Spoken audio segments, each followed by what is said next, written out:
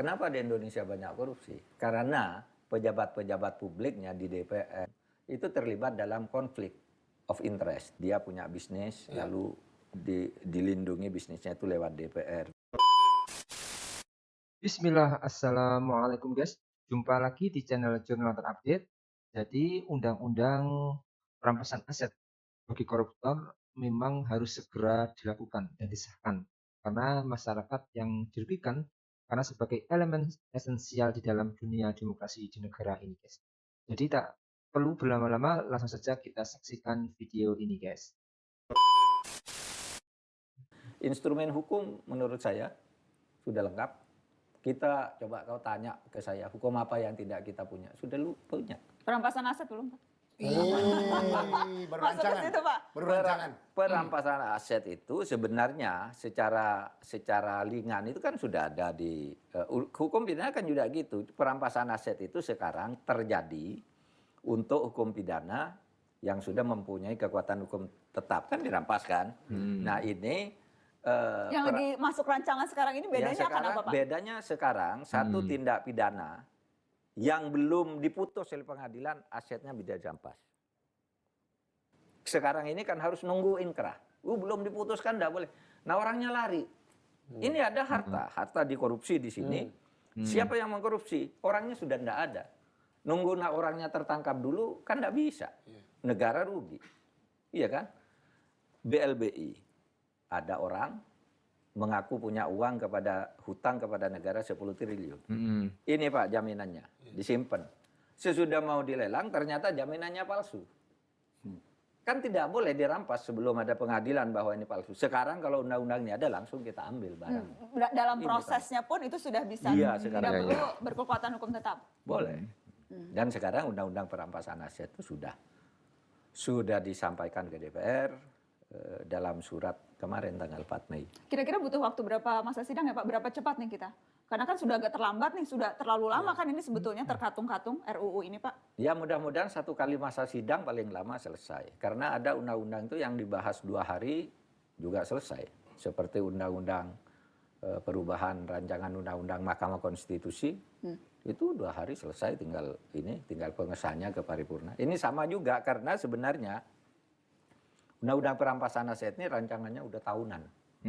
Tahun 2010, kemudian 2012, lalu pada zaman Pak Jokowi sudah diajukan ke DPR.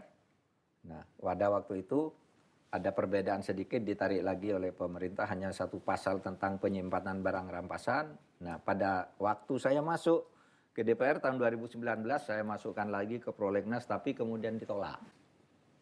Karena ada 2 yang kami ajukan, 1 paket nih. 1, rancangan undang-undang perampasan aset yang tadi rumusnya tadi orang punya kekayaan tidak sesuai profil, ada barang yang orangnya tidak ada dokumen palsu yang diberikan, tidak usah harus nunggu pidana, inkrah ambil aja dulu, seperti itu. Lalu satunya undang-undang tentang pembatasan belanja uang kartal. Artinya besok kalau undang-undangnya ada, Dovi tidak boleh berbelanja misalnya 100 juta kok bayar kontan. Itu harus dikeluarkan dari rekening. Ini keluarkan dari rekening saya nomor sekian, kirim ke Najwa nomor rekeningnya sekian untuk membeli ini. Sehingga orang korupsi akan ketahuan. Oh ini dari rekening nomor sekian untuk ini. Gitu. Karena nggak boleh pakai cash lagi. Iya. Nah, sekarang tuh banyak sekali proyek menurunkan uang dari bank, dana negara, lalu dibelanjakan begitu saja, enggak jelas ke siapa, dibayar cash semua, lalu pakai tanda terima, kwitansi, bisa kwitansinya palsu, macam-macam. Sekarang enggak. Kalau ada undang-undang pembatasan belanja uang kartal. Nah, waktu itu saya ajukan, DPR enggak setuju. Ini di tahun 2019. Di 2019, 2020 dapat jawaban saya, DPR enggak setuju, tapi yang perampasan aset kami setuju. Yang untuk pembatasan belanja uang kartal biar DPR yang buat. Jangan inisiatif pemerintah. Oke, pokoknya dibuat, yang ini buat. Nah, tapi 2021 enggak masuk. Meskipun sudah ada kesepakatan itu. 2022 tidak masuk ke dalam prolegnas. Baru masuk tahun 2023 ini. Setelah rame-rame Pak Mahfud di Komisi 3. Masuk, sekarang jalan. Tapi penolakan DPR ketika itu kan sempat ramai dan viral tuh. Ketika Ketua Komisi 3 Bambang Pacul mengatakan, wah kalau soal yang penting-penting seperti ini harus persetujuan Ketua Umum. Terus soal undang-undang kartal juga, wah ini pasti akan menyulitkan nih anggota DPR, politisi dan pejabat kalau ada pembatasan ini. Jadi memang rasanya kalau Pak Mahfud terlalu optimis tuh Pak selesai satu masa sidang. Dari awal aja udah dibilang Nah, akan susah. saya kenal Bambang Pacul ya. Saya menganggapnya itu bergurau aja waktu itu.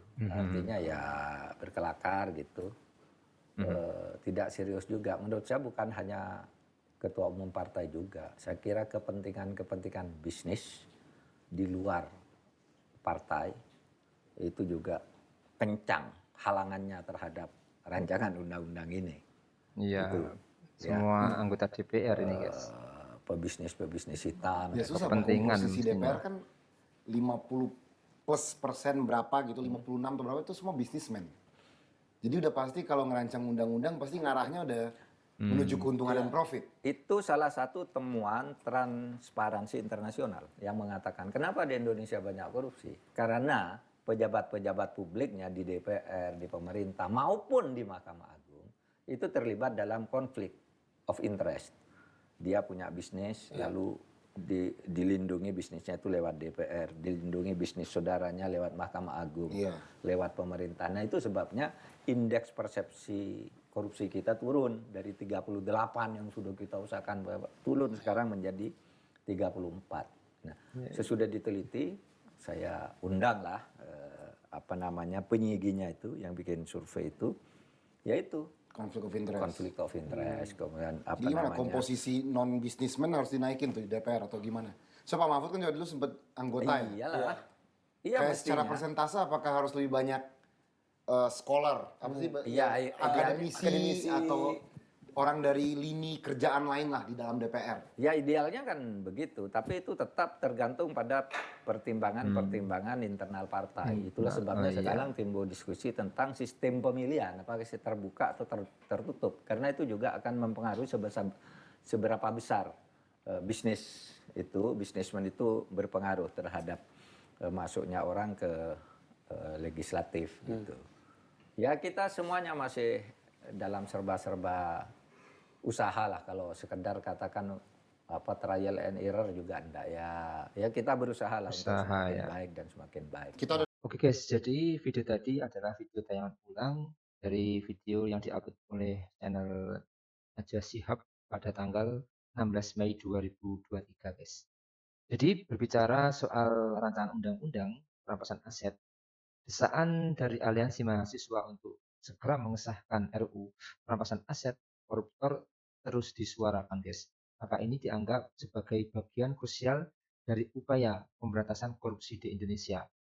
Saya kira kita melihat bagaimana urgensinya dari pengesahan undang-undang perampasan aset koruptor agar koruptor itu tidak sekedar dipenjara beberapa tahun lalu bebas dan menikmati hasil korupsinya yang mereka masih ada simpan di berbagai tempat. Kita tahu bahwa korupsi adalah sebuah tindakan yang itu melanggar norma, aturan etika, dan tentunya masyarakatlah yang paling dirugikan sebagai elemen esensial di dalam dunia demokrasi di Indonesia ini. Selain itu, pengesahan undang-undang perampasan aset koruptor memang harus segera dilakukan dan disahkan karena kita tahu bahwa penegakan hukum kita bergantung kepada undang-undang yang disepakati oleh DPR dan Presiden supaya bisa dieksekusi dan dilaksanakan dengan sebaik-baiknya. Saya yakin Pak Mahfud adalah orang yang bersih sehingga berani menyuarakan soal RUU perampasan aset. Terlihat nggak ada beban, nggak ada takut, dan tersandra apapun. Jadi mungkin itu guys yang bisa saya jelaskan untuk kali ini. Bagaimana menurut kalian soal video ini? Tulis komentarnya di bawah ini guys. Saya izin pamit dulu. Wassalamualaikum warahmatullahi wabarakatuh.